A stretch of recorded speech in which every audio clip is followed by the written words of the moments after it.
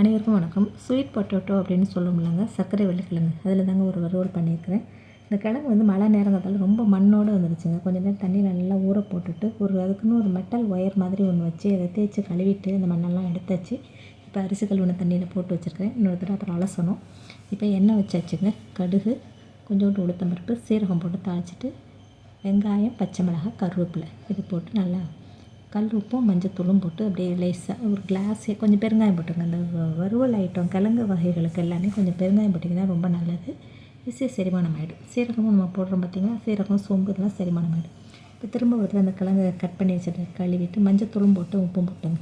இப்போ போட்டு இதை நல்லா பரட்டி விடணும். பரட்டி விடும்போது ஒரு வாய் தண்ணின்னு அம்மா சொல்லுவாங்க. ஏன்னா அந்த அளவுக்கு தான் தண்ணி இந்த கிழங்குக்கெல்லாம் ஊற்றணும்.